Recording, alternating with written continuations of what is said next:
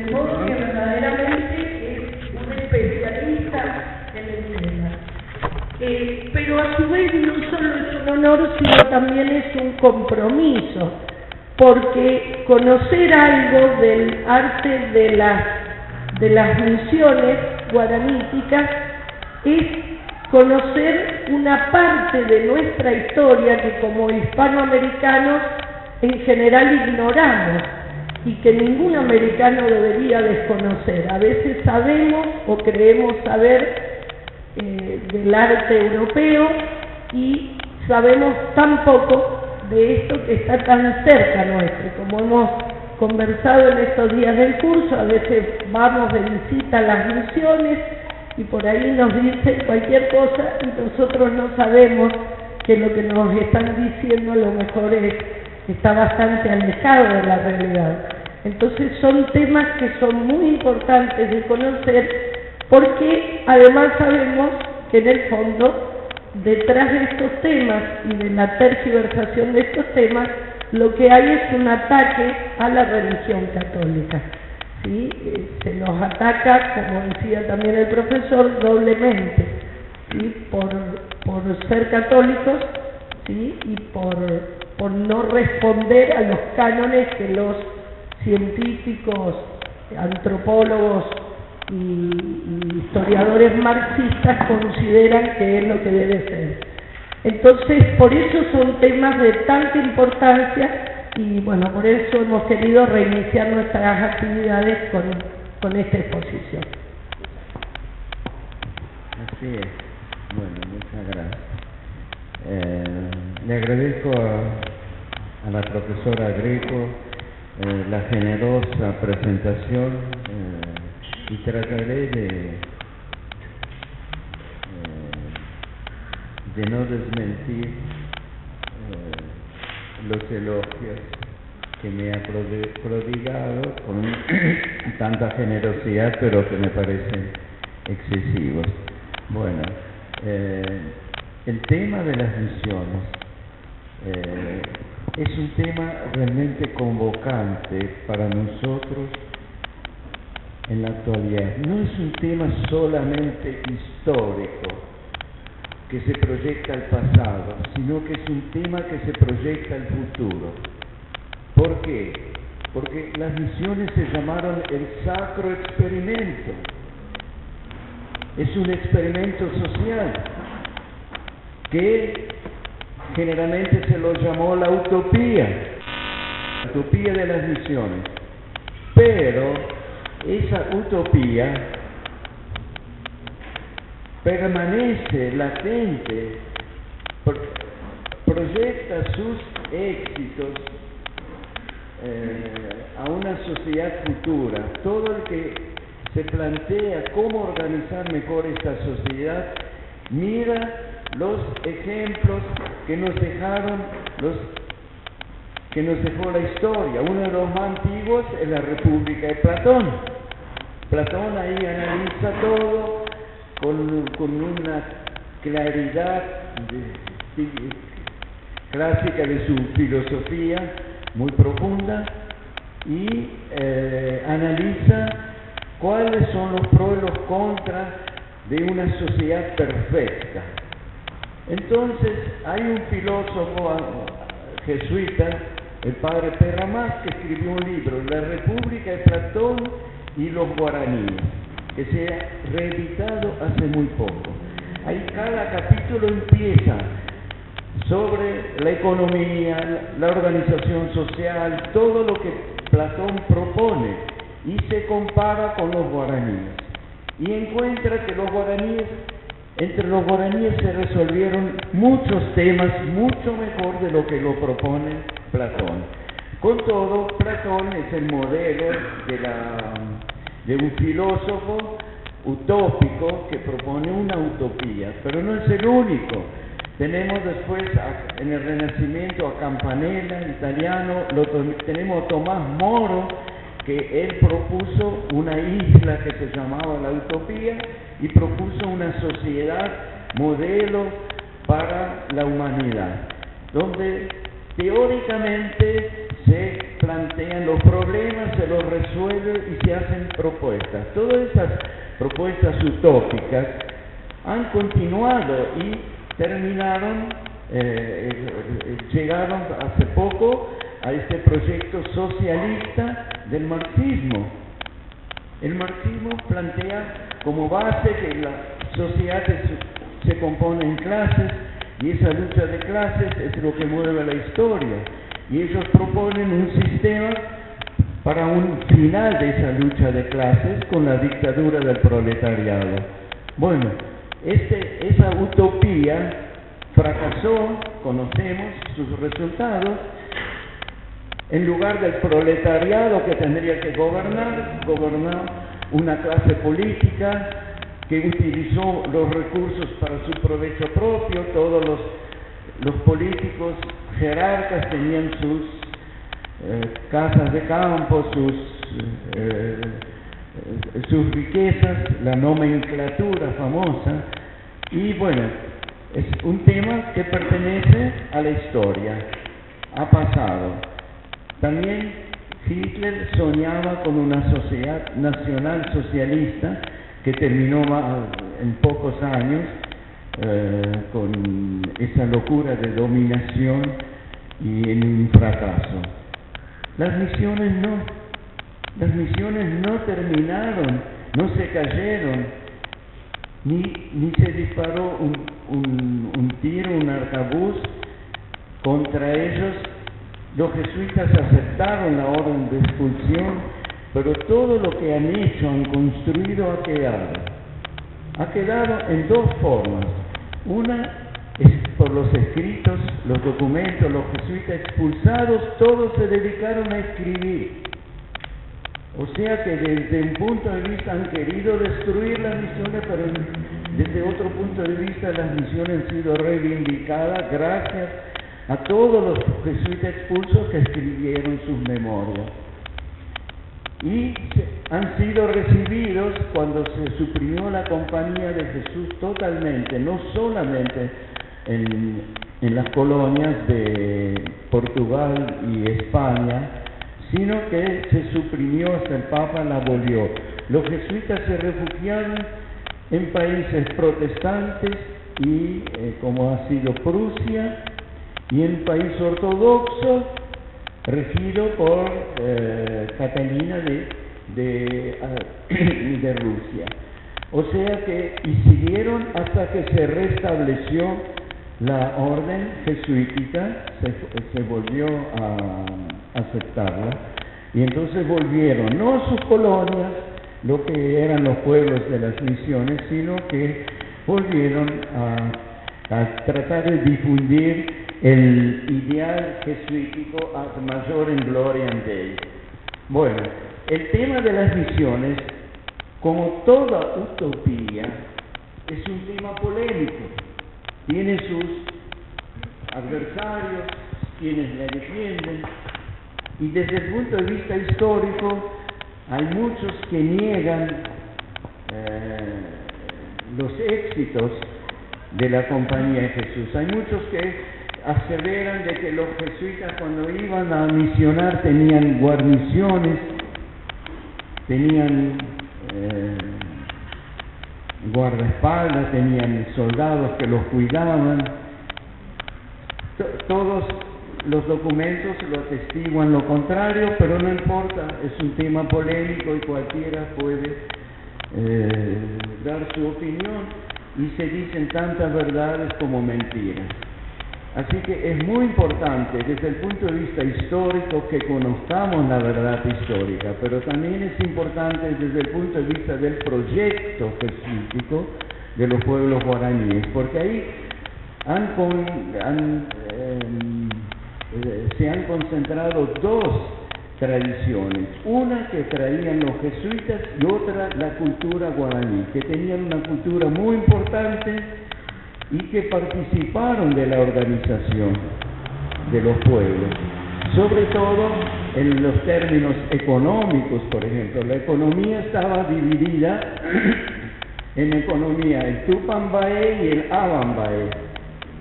Nosotros todavía hoy no hemos resuelto nuestro problema, las luchas constantes entre izquierda y derecha, entre socialismo y capitalismo. Esos lo tenían perfectamente resuelto porque había propiedad privada y había propiedad social comunal, la propiedad de Dios, el Tupambaé. Esa propiedad se ocupaba de los hospitales, se ocupaba de los talleres, de las escuelas y se ocupaba del Cotiguazú, que era un edificio dedicado a las viudas y a las huérfanas y a todas las mujeres que no tenían marido y que querían vivir protegidas. Entonces tenían ese edificio. El alimento de ese edificio venía del Tupambaé. Entonces en las misiones no había mendigos. El que estaba en condiciones trabajaba. Y era un honor tener un oficio. Los caciques se enorgullecían de su oficio, de carpintero, de herrero, de tejedor. Y el hombre que no tenía oficio se llamaba el hombre de balde, era un inútil. Aunque era un corregidor o una autoridad en el cabildo que se elegían cada año, a pesar de eso, el hecho de tener su oficio para ese cacique era un honor. Entonces había una concepción muy diferente de clases y de trabajo. No había clases. Entre los guaraníes, antes de los jesuitas, había caciques que podían tener hasta 10 mujeres o más, pero las mujeres se dedicaban a la huerta, a cultivar más, aumentar la producción, porque el cacique tenía que regalar a su gente. El don o el chocoy, eso era un instrumento de una cualidad de su cacicazgo. Dice Levi Strauss que enseguida se reconoce al cacique, es el que más pobre va, porque todo lo tiene que dar, porque si no la gente se va con otro cacique. Fíjense la diferencia que es entre los políticos nuestros, que nos prometen de todo y que no nos dan. Bueno, entonces realmente hay que estudiar las misiones en sus características y en profundidad ver esta utopía cómo funcionó, que con una participación de la cultura guaraní muy importante. Pero para eso hubo muchas coincidencias entre la religiosidad guaraní y la religiosidad cristiana. Los guaraníes lo explicaban que ahí pasó un tal Pai Sumé, que lo identifican con Santo Tomás, que según parece en una época antigua anduvo por ahí por las misiones enseñando la doctrina cristiana. Por supuesto, esto corresponde a algún mito antiguo, pero el hecho es de que ellos creen en un Padre superior, y como dice el padre Ruiz de Montoya, es uno de los misioneros más famosos y que lo vamos a nombrar varias veces. Él dice, es una gracia de Dios que esta nación guaraní no tiene ídolos, porque él era peruano y en Perú con las huacas y todos los mitos que ellos tienen, realmente era mucho más difícil la labor misional. Acá ellos tenían un Padre superior, un Padre creador del cielo y de la tierra, y podían rezar el credo a la par nuestra, excepto cuando llegaban a Jesucristo. Lo que les faltó a ellos ha sido la redención, la idea de la redención. Pero la aceptaron de una manera increíblemente abierta y fervorosa, sobre todo por un hecho, por la Eucaristía, porque ellos practicaban la antropofagia antes, pero era una antropofagia ritual. Ellos cuando sacrificaban un guerrero, un prisionero, ellos tenían la convicción de que la fortaleza, la inteligencia, el valor de ese guerrero iría a quienes consumían esa carne. Y entonces de pronto los jesuitas Les predican el Evangelio donde Jesús dice: y el que no coma mi carne y no beba mi sangre no tendrá vida eterna. Y si quieren tener la vida eterna deben comer y beber la sangre y el cuerpo de Jesús. Entonces eso lo tomaron tan al pie de la letra que tenían una devoción, eran fanáticos de la Eucaristía, porque no por considerarlo Jesucristo un gran guerrero, sino que Jesús tenía la cualidad, el don de Jesús, ¿cuál era? La vida eterna, lo más preciado de la humanidad. Entonces ellos con la Eucaristía se hicieron realmente cristianos, pero de una forma que no necesitaron el milagro eucarístico para convertirse y para tener fe. Los milagros eucarísticos ustedes conocen, uno de los más famosos, el de Bolsena, donde un sacerdote alemán que viajaba, celebró misa y no le vino la duda: ¿será cierto esto? Y aún hoy se puede ver en Bolsena el corporal, los manteles donde se derramó la sangre que brotaba del cáliz. Los guaraníes no les hizo falta porque su propia cultura los preparaba para aceptar esta fe en la Eucaristía. Y era una fe que los jesuitas la tenían que mitigar, porque si no comulgaban ¿cuántas veces por día? Entonces ellos en el confesionario tenían un pequeño agujero donde después de la confesión daban una tablita, y el que iba a comulgar entregaba la tablita en la comunión. Entonces tenían el control de que se confesaban y el control de que comulgaban dentro de lo lógico. Bueno, entonces acá tenemos que desde el punto de vista religioso, entre los guaraníes y los misioneros hubo un acuerdo realmente increíble. No era todo mérito de los misioneros, sino también parte de las creencias de la cultura guaraní. Pero por otro lado, por ejemplo, en lo económico, eso cuenta per más, dice, si realmente ellos se llamaban hermanos todos, y si uno tenía, a nadie le faltaba, todo lo compartían. Entonces no fue difícil a los jesuitas instaurar, según la tradición guaraní, una cultura social realmente como nosotros quisiéramos, una sensibilidad por el prójimo, por los demás, cosa que nos cuesta a nosotros, y nosotros con la mentalidad del capitalismo, y por otro lado tenemos un socialismo impuesto por la fuerza. O sea, muy diferente cómo funcionaba el tema en las misiones. Bueno, les he hablado algo de economía, algo de la sociedad, algo de la mentalidad guaraní, y uno de los testimonios más importantes para juzgar y estudiar las misiones es el arte. El arte es lo que ha quedado de ellos. Como dice esta frase de Ruskin, a ver dónde anda, dice: el arte es el testimonio más fidedigno. Fíjense ustedes, ¿alcanzan? Es muy pequeña la letra.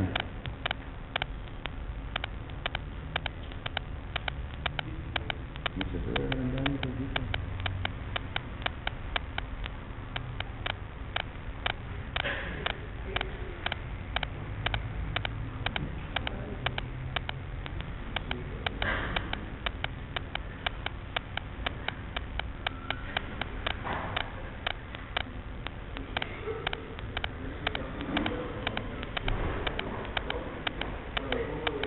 Bueno, no importa.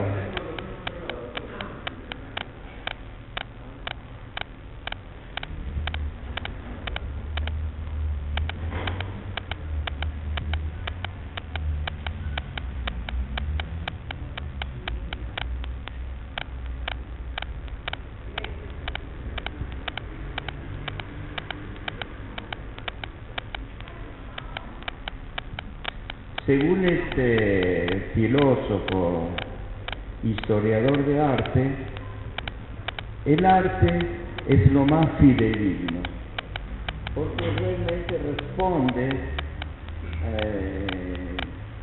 y no se deja falsificar, responde a lo más profundo de las expresiones de cada pueblo.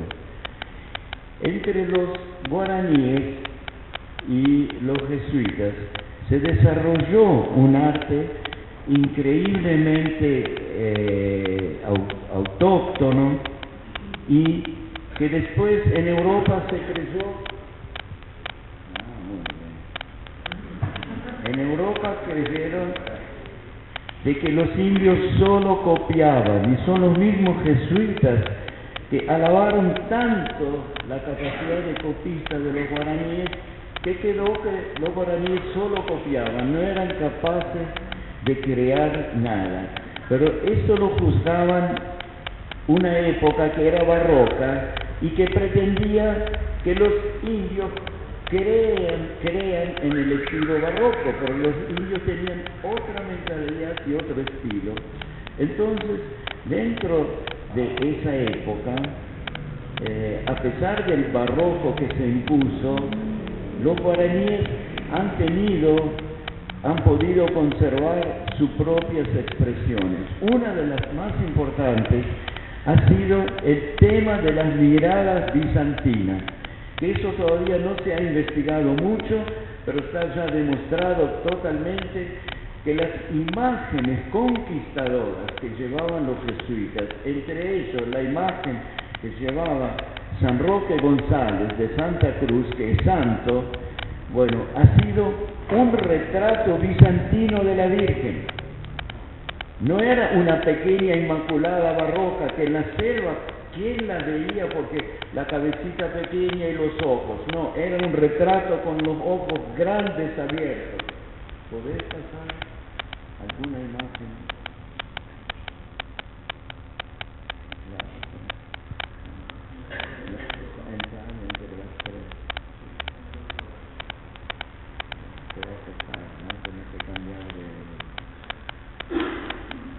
Bueno, estas imágenes bizantinas, esto hace 2 años para acá que se ha descubierto, no se conocían, y se sabe que son bizantinas porque tienen las 3 estrellitas bizantinas. Fíjense, esta está en el Museo Bogarín de Asunción.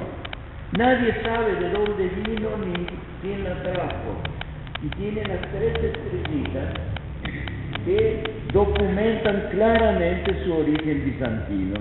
Esas 3 estrellitas significan que la Virgen era inmaculada, era pura antes de concebir a Cristo, durante el parto y después. Por eso son las 3 estrellitas. Bueno, esas imágenes con esos ojos son las que llevaban los jesuitas por la selva.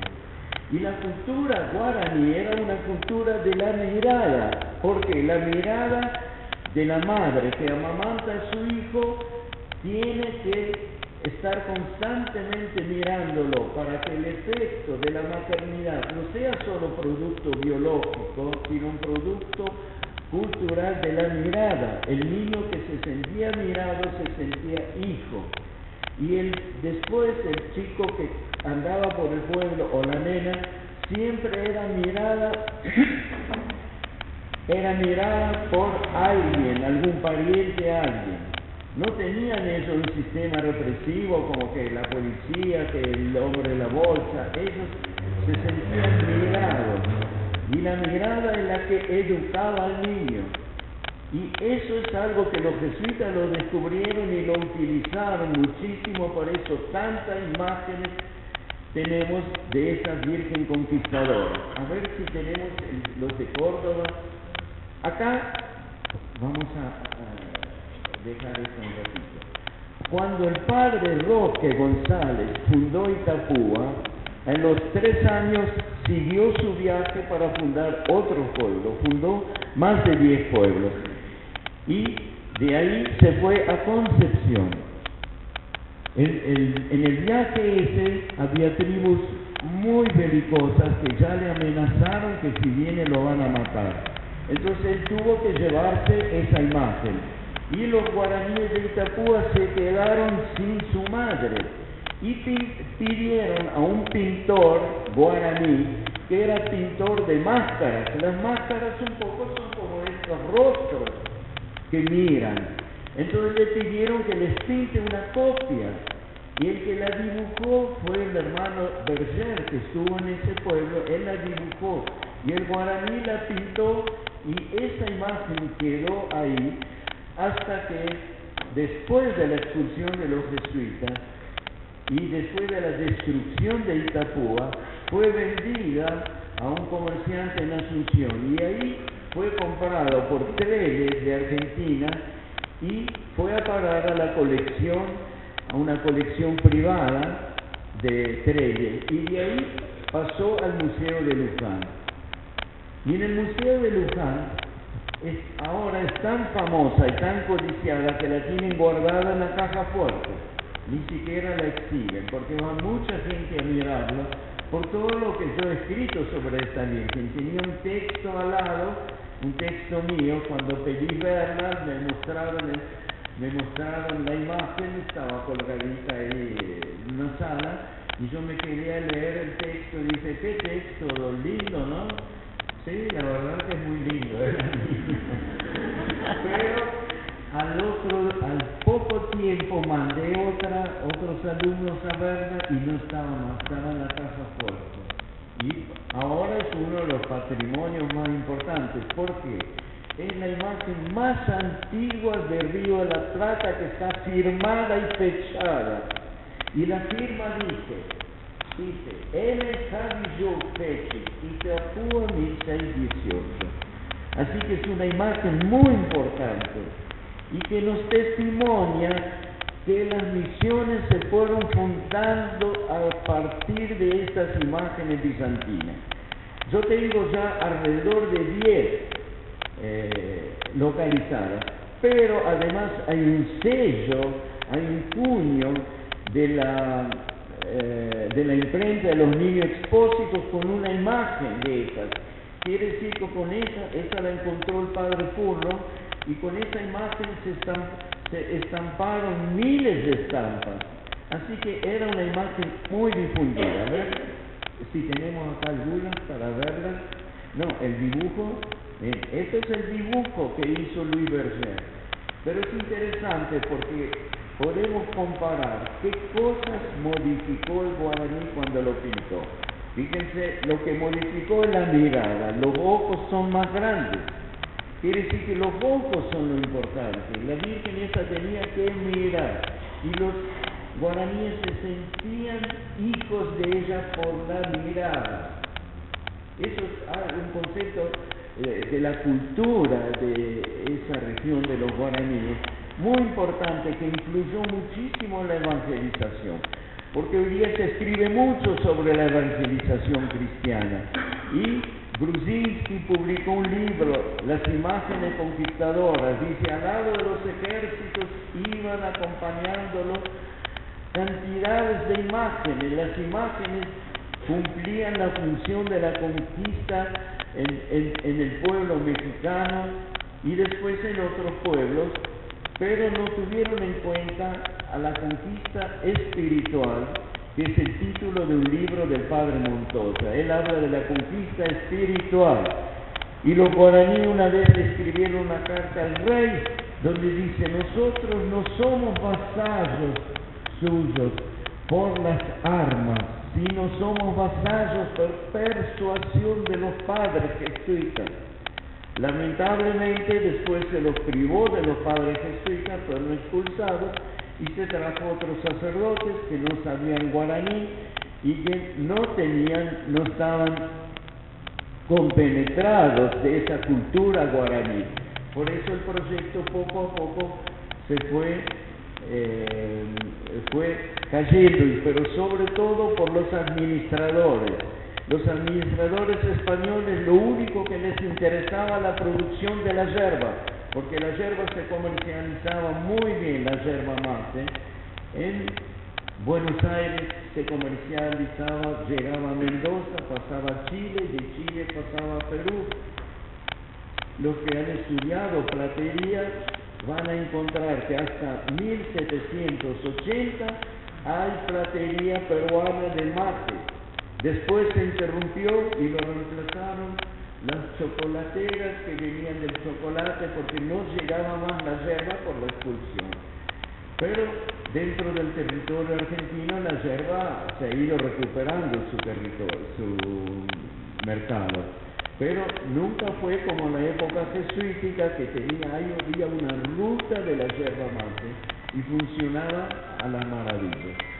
Pero los comerciantes de Asunción se sentían desplazados porque en el comercio se prefería la yerba de las misiones, era de mejor calidad, porque los misioneros, los jesuitas, encontraron el secreto del cultivo de la yerba, porque no se conocía el secreto, era algo muy difícil. Si se planta la semilla de la yerba no crece nada, pero un jesuita descubrió que en el gallinero las semillas de la yerba que habían sido digeridas, estuvieron en el buche de las gallinas, esas semillas sí brotaban, porque en el buche se disolvía la cáscara. Entonces directamente sacaban la cáscara y todos los pueblos tuvieron plantaciones de yerba mate. Y una yerba que se valoraba en el mercado mejor que la de Asunción, porque la de Asunción se traían de los bosques, de la selva, no se cultivaba. Y entonces, primero, que morían todos los que llevaban esa yerba bajo la carga, las serpientes y todos que iban a buscarla al monte, era un peligro enorme, y los esclavos, que era la gente, los indios encomendados, se escapaban. No querían estar en la encomienda, todos buscaban ir a las reducciones, entonces se quejaban al rey constantemente. Pero el tema de la yerba, el Consejo de Indias dispuso que cada reducción, 30 días, cada podía vender tantas arrobas de yerba, y los asunceños tenían su parte. Entonces se pacificó un poco el tema, y los indios, los guaraníes, se conformaron con la venta de una dosis limitada. Con eso pagaban el impuesto al rey, porque ellos, como no estaban encomendados a encomendero alguno, se consideraban encomendados a la cabeza del rey, pero tenían que pagarle un impuesto metálico que se conseguía vendiendo la yerba. La yerba era el principal producto para el mercado, para abastecerse de todas las cosas que no se producían en las misiones. ¿Qué eran? Primero, los metales, las tijeras, los cuchillos, todo eso se importaba y se pagaba con la yerba. Poco a poco, en las misiones se fueron mejorando los cultivos y se produjo también tabaco. El tabaco era muy preciado aún hoy de las misiones y se vendía muy bien. También el algodón de las misiones se vendía muy bien. En Buenos Aires está la Procuraduría de las Misiones, que todavía está el edificio en la Manzana de las Luces y ahora se restauró y están muy bien. Cuando vayan a Buenos Aires, vean San Ignacio, la iglesia, y atrás está la Procuraduría. Y todo el colegio en la universidad era de la Compañía de Jesús en su tiempo. Y en la Procuraduría no tenían que ir los indios vendiendo la yerba casa por casa, dejaban todo ahí y recibían los productos que necesitaban. Y tenían, al final, en la última época, tenían su propio barco, así que no pagaban tampoco flete para llevar los productos, sino el propio barco llevaba la yerba y traía todo de vuelta. Y ahí tenemos oportunidad de ver la contabilidad de los jesuitas. Era una contabilidad extraordinaria. Yo me acuerdo en este momento una carta de un padre que le llevó el cargamento de todo lo que él pidió, pero le faltaron 10 botones. Me faltan 10 botones. Y este barco pasó, para llegar acá, pasó por todos los pueblos anteriores, los nombra, entonces se va, se investigan y se encuentran los 10 botones que faltan. Tenían una contabilidad realmente extraordinaria. Y cuando había problemas de abastecimiento, porque estaban las sequías, las pestes y las plagas de langostas, que ahora no se conocen ya, pero en ese tiempo yo todavía las conocí. En San Luis caía la plaga de langostas, no dejaba nada, eran terribles. Y después se fumigó en el norte y la langosta desapareció. Pero en ese tiempo la langosta era uno de los problemas. Los pueblos que sufrían de la langosta tomaban después prestado de otros pueblos que les prestaban para la semilla del año siguiente y para el abastecimiento. Los precios eran fijos, o sea que ellos no tenían que ir a cuánto me vende el maíz en una época de carestía, seguro subía. No, ellos tenían su libro con sus precios, entonces tomaban el maíz y devolvían al precio que estaba fijado en el libro. Era una economía realmente extraordinaria, funcionaba muy bien y los vecinos tenían una envidia enorme y los acusaban de tener minas de oro porque no podían vivir en tanta prosperidad sin tener minas de oro. Los españoles, toda la riqueza siempre viene del oro. Bueno, hicieron muchas denuncias y muchas búsquedas de esas minas de oro. Nunca se las encontró porque en esa zona no hay minas de oro. Pero los libelos que circulaban acusando a los jesuitas que no pagaban bien los impuestos, que tenían todos los indios con ellos y privaban a los encomenderos de asunción de la mano de obra indígena. Todas esas acusaciones fueron minando la confianza de Madrid en los jesuitas. Y llegó el punto que Carlos III los expulsó de todas las misiones, de Filipinas, tanto como de América. Eso es un resumen un poco de la historia de las misiones. Y es un resumen que también explica, no como los libelos, porque se escribió mucho contra los jesuitas y hoy día se conocen estos escritos. Y los jesuitas escribieron contra, defendiéndose, sobre todo después de la expulsión. Los jesuitas expulsados se dedicaron a escribir.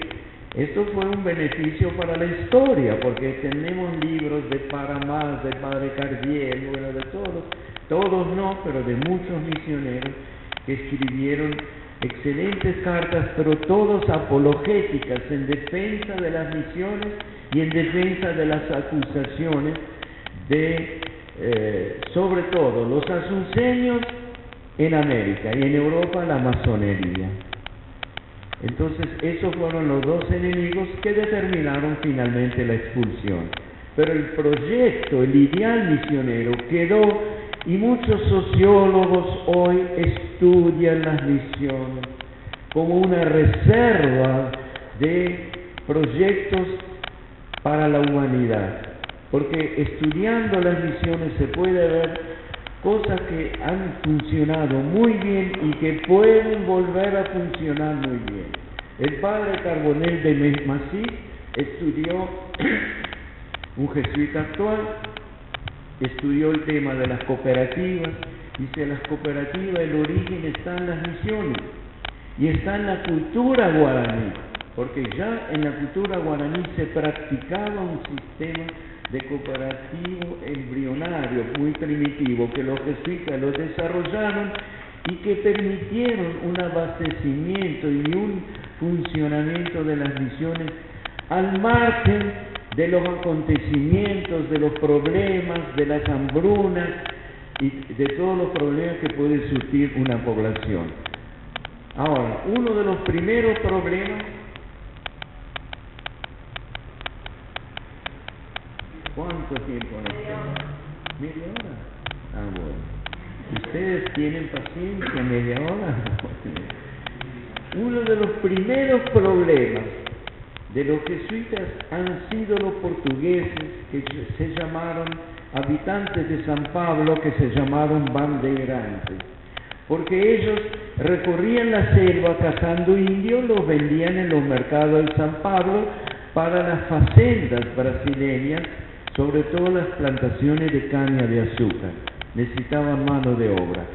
Pero cuando esos bandeirantes descubrieron que tenían en los pueblos jesuíticos, tenían 2, 3.000, 5.000 guaraníes, ya todos con oficios, entonces se dedicaron a destruir las misiones y llevarse a esos indios San Pablo, que se cotizaban mucho mejor que los indios del monte cazados. Pero, como avanzaba eso, iban a destruir todas las misiones. Entonces se reunieron los jesuitas en Córdoba, que eran la capital de los jesuitas, y unos eran partidarios de mandarlo a los guaraníes al monte, porque en el monte eran difíciles, se defendían mejor ellos, eran difíciles de cazar, a pesar que los bandeirantes utilizaban los perros mastines que los iban rastreando por el monte. A pesar de eso, los guaraníes se defendían mejor en el monte. Entonces dice, liberémoslo, dejemos los pueblos. Y otros decían, no, tenemos que nosotros defenderlos. Y los blancos, los soldados blancos de Asunción y los de Buenos Aires tienen que venir a pelear y defender a las misiones. Con todos los pedidos que hicieron, ni un soldado llegó a las misiones. Entonces Ruiz de Montoya dijo, tenemos que darles armas. Me voy a Madrid a pedirle permiso de armas de fuego, porque los guaraníes y los indios jamás podían poseer un arma de fuego. Entonces el rey, después de un año casi de consultas y de explicarle todos los problemas, el rey mandó todo el Consejo de Indias, y el Consejo de Indias determinó que los guaraníes podían usar armas de fuego. Pero mientras tanto ya los misioneros les dieron a los indios y les enseñaron a forjar el hierro, instalaron una fragua muy grande en Loreto, y ahí los guaraníes trabajaban el hierro y hacían puntas de flecha de acero, hacían puntas de lanza de acero. Ya con eso ellos se sentían que podían enfrentar a los portugueses. Y uno de los jesuitas, que fue soldado, un hermano jesuita, hermano Torres, fue soldado en Chile, estuvo ensayando hasta que logró fabricar unos pequeños cañoncitos forrados en cueros de buey, mojados, que se encogían, permitían hasta 5 tiros. Entonces hicieron balsas donde llevaban como 10 o 20 de esos caños, que son livianos. Un solo cañón los hundiría la balsa, pero de madera y caña de bambú y tronco de naranjo. Estos resistían bien. Entonces equiparon como 40 balsas con esos cañoncitos. Los guaraníes practicaron, eran excelentes artilleros. Después vemos que Urquiza en Caseros tiene artilleros guaraníes. En Asunción, en Montevideo, en la defensa de Montevideo, un guaraní artillero hundió un barco inglés, le pegó tan justo en la Santa Bárbara que explotó el barco. Fueron grandes artilleros los guaraníes y empezaron ahí. Y esto se puso en función en la batalla de Bororé en 1641, en que vino una flota enorme de casi 300 canoas paulistas, armados hasta los dientes para entrar a las misiones, porque ya los guaraníes cada vez resistían mejor. y llegaron hasta el arroyo en Borré, donde tenían todas las balsas preparadas, bien atadas, los jesuitas.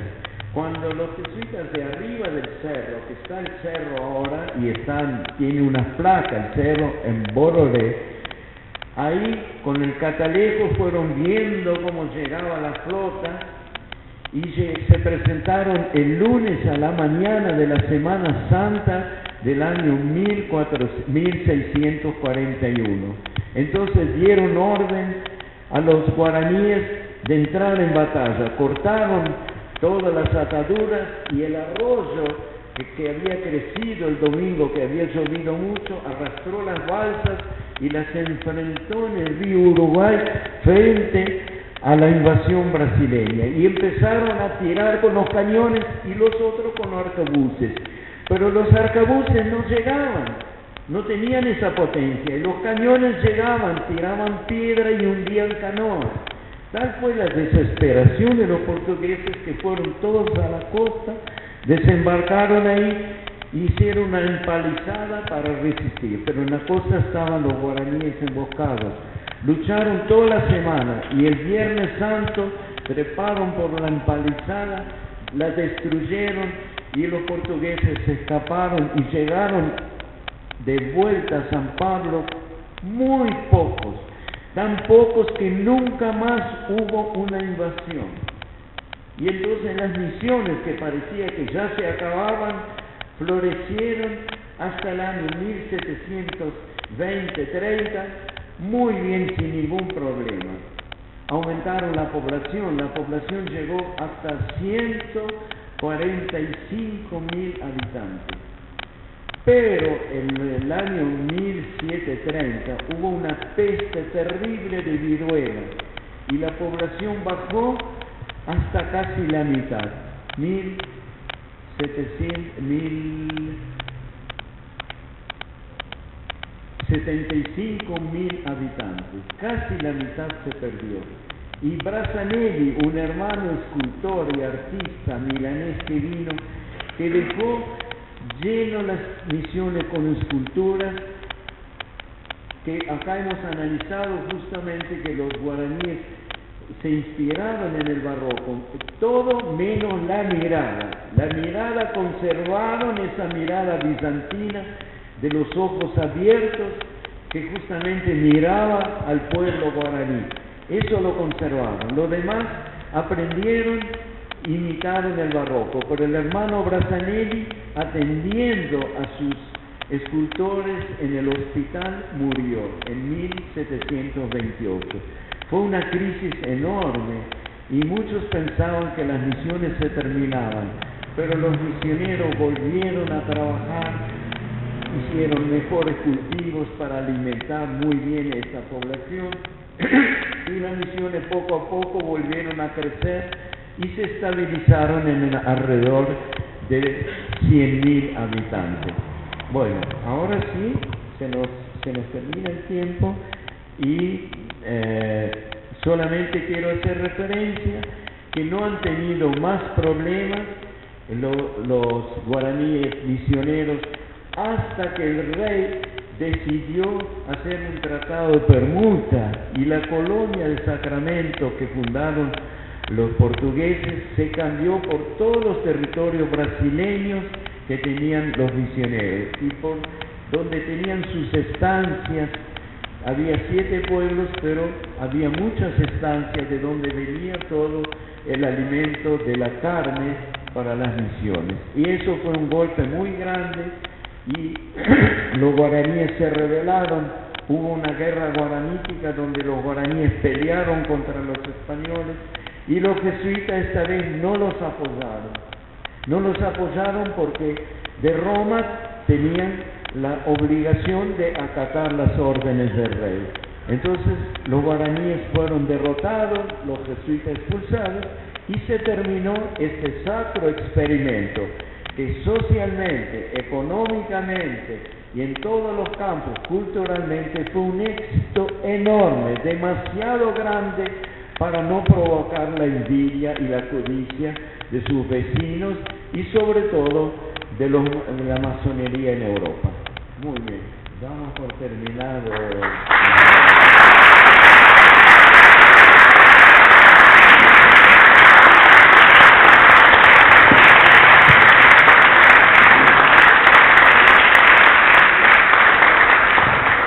Bueno, nosotros queremos agradecerle al profesor su presencia, un pequeño